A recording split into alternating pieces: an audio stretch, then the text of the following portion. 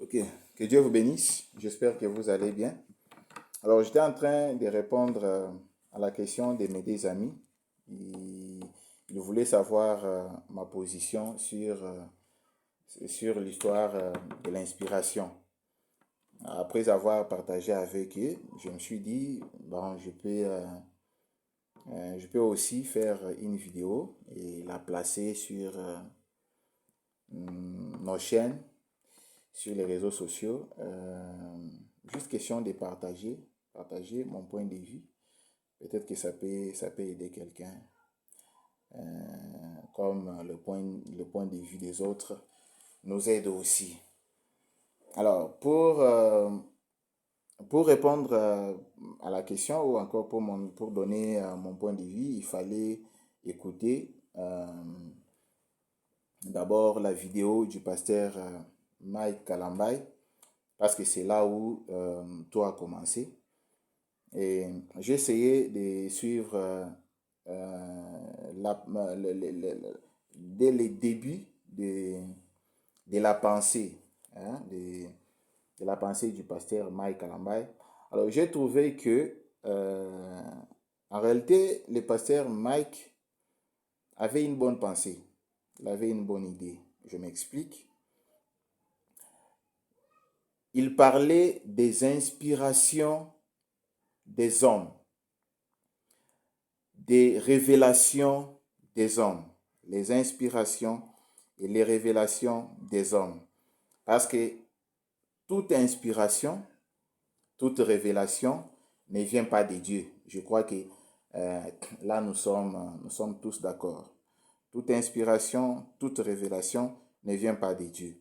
Et toute inspiration d'homme, je précise, toute inspiration d'homme, toute révélation d'homme qui se met en opposition avec les Écritures ou qui contredisent les Écritures ou encore qui ne concordent pas avec les Écritures n'est pas à prendre. C'est démoniaque, c'est diabolique. Je pense que ça, même le pasteur Life croit ça. Je crois que les années passées ici, il y a eu une histoire, vous connaissez ça, une histoire selon laquelle un pasteur aurait couché avec une sœur de son église par révélation. Et le pasteur a eu l'inspiration de coucher avec la sœur de son église. Pourquoi? Parce que cette dernière avait fait autant d'années au mariage avec son mari sans avoir des enfants. Alors pour lui donner des enfants, les pasteurs avaient eu la révélation ou encore l'inspiration de coucher avec la sœur. Et c'était une révélation, c'était une inspiration. Donc, comme cette révélation-là, cette inspiration-là ne concordait pas avec les Écritures, on a qualifié ça de démoniaque, de diabolique. Euh, on a une image, toujours les années passées ici, une image a circulé sur les réseaux sociaux d'un pasteur du message, un pasteur du message qui était, euh, qui était en train de toucher les seins d'une sœur pour la transmettre la guérison. C'était une révélation que les pasteurs avaient eue, une inspiration que les pasteurs avaient eue. La sœur voulait être guérie. Je ne sais pas si elle avait des problèmes avec ses seins ou les problèmes se trouvaient à quel niveau, on ne sait pas. Mais on a seulement vu cette image-là, c'était sur les réseaux sociaux. Un pasteur du message en train de toucher les seins de la sœur pour lui transmettre la guérison. La femme d'autrui. Cette révélation-là, cette inspiration-là, qui ne concordait pas avec les Écritures, nous l'avons qualifiée de démoniaque, de diabolique. Toujours sur les réseaux sociaux, nous avons vu nos croyants du message, nous avons vu nos frères croyants du message porter, je ne sais pas, des robes rouges avec, je ne sais pas, des bandes rouges sur la tête. Un pasteur en train de prêcher en robe rouge avec des bandes rouges sur la tête, avec des bâtons, tout ça. On a qualifié ça de démoniaque. Hein? Nous avons l'histoire d'un certain réveil. Vous connaissez cette histoire-là. Nous, les croyants du message, nous connaissons ça. L'histoire d'un certain réveil de quelque part. Euh, dans ces réveils-là, il y avait des conduites selon lesquelles il fallait égorger les chèvres, égorger les poules, les coqs, faire des cérémonies. Nous, croyants du message, jusqu'à aujourd'hui, vous connaissez cette histoire-là, nous qualifions ça de démoniaque, de diabolique. Ce sont des inspirations, ce sont des révélations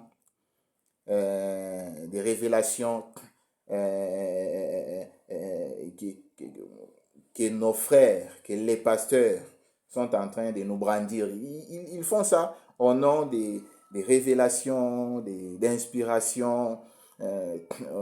Nous avons eu une conduite. C'est Dieu qui a donné une conduite. Et tant que les conduites là ne concordent pas avec les Écritures, c'est démoniaque, c'est diabolique. Je pense que sur ces points-là, on est d'accord. Et il y a même les Écritures de Frère Branham pour, euh, pour, euh, pour justifier ce que je dis. Les croyants du message, je ne vais pas ici me mettre à lire les Écritures, sinon pas. On va faire une vidéo de plus d'une heure. Ça ne sera pas agréable. Mais sinon pas, les croyants du message savent ça, ils connaissent ça. Alors, maintenant, sur ces points-là, je pense, sur ces points-là, le frère Mike Kalambai a raison. Toute inspiration d'homme, je précise, d'homme, je me répète pour être clair, toute inspiration d'homme qui ne concorde pas avec les Écritures est diabolique. Et ce n'est pas à prendre. Ce sont des fausses inspirations. Sur ces points-là, on est d'accord. Maintenant, là où le pasteur Mike a commis l'erreur, c'est quoi? C'est opposer sa pensée, opposer son idée bonne à la chanson du pasteur Life qui n'a rien à faire avec sa pensée.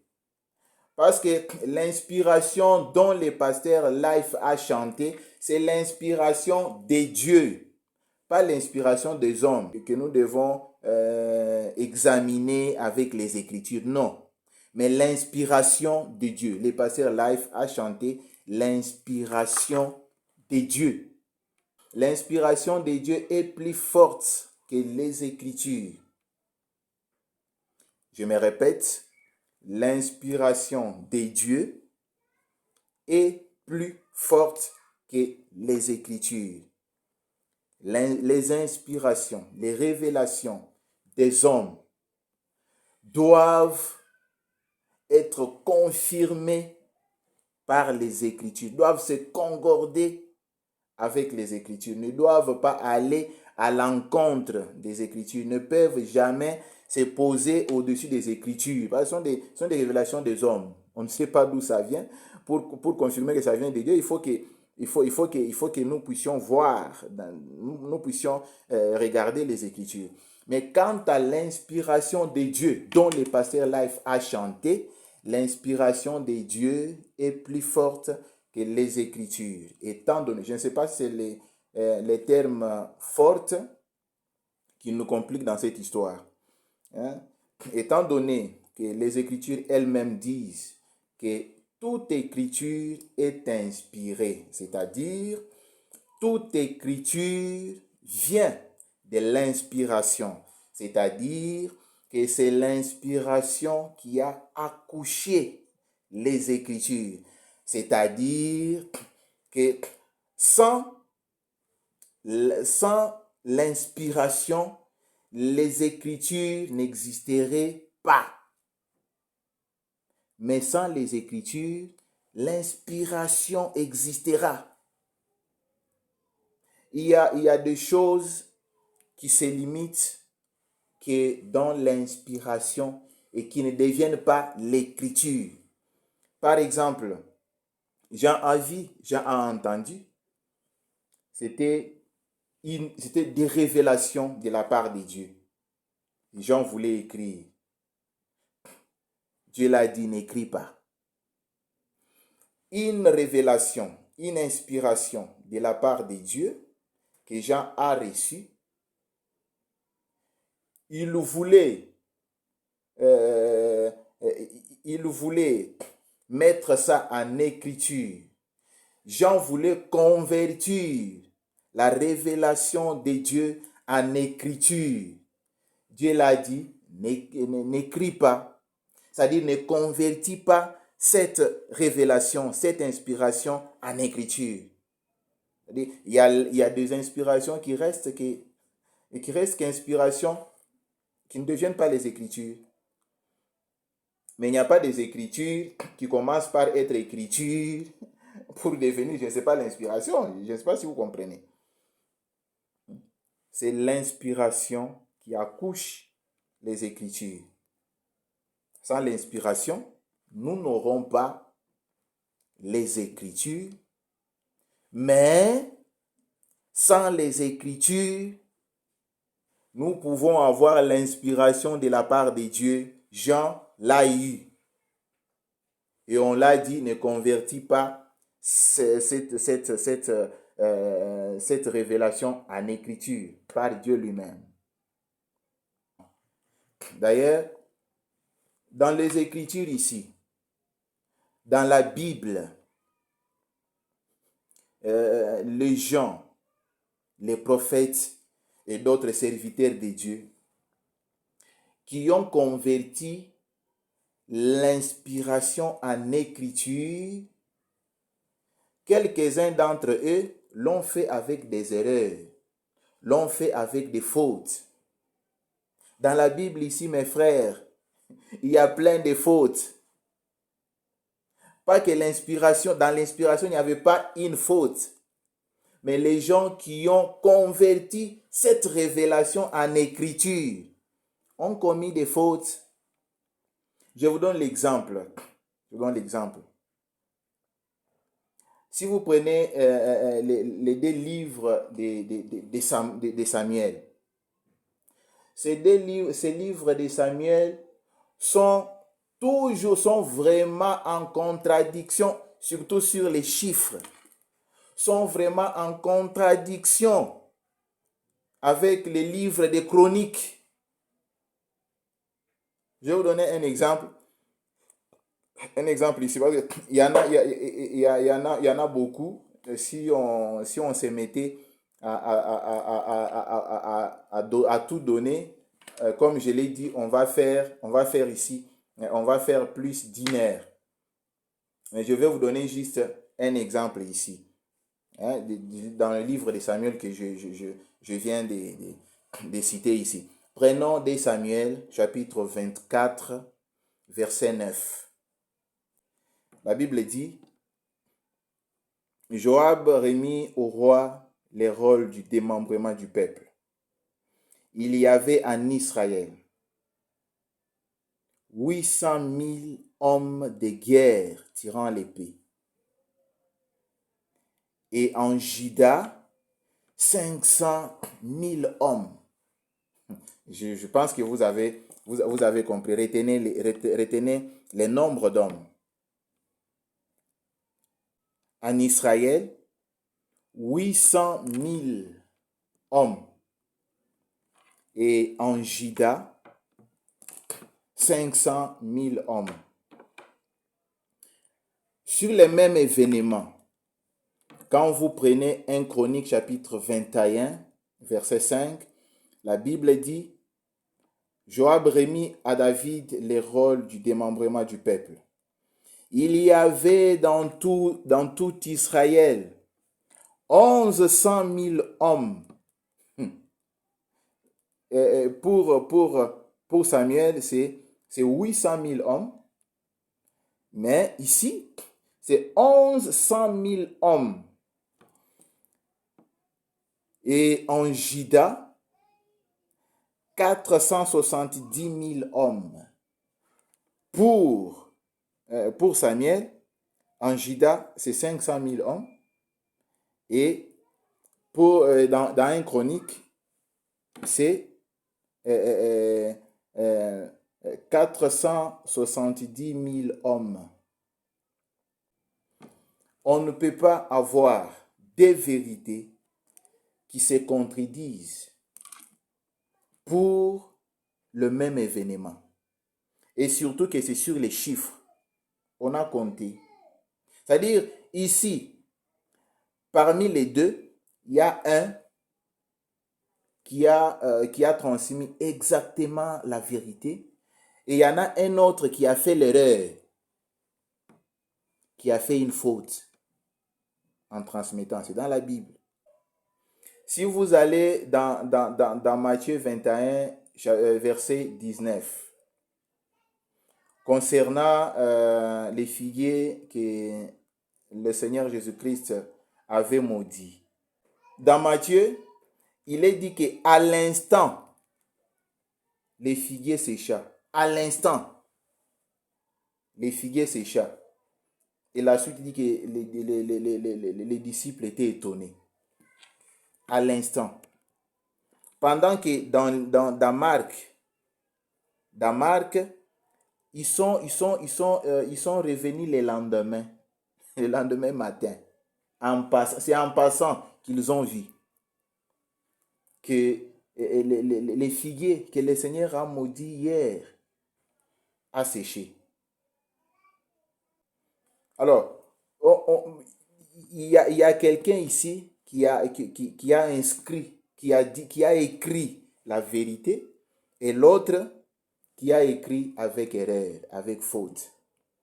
Il y en a beaucoup ici dans la Bible sur le même événement, mais on vous présente des vérités différentes. Voilà la lettre dont nous prenons, la lettre que nous prenons comme base, comme fondement.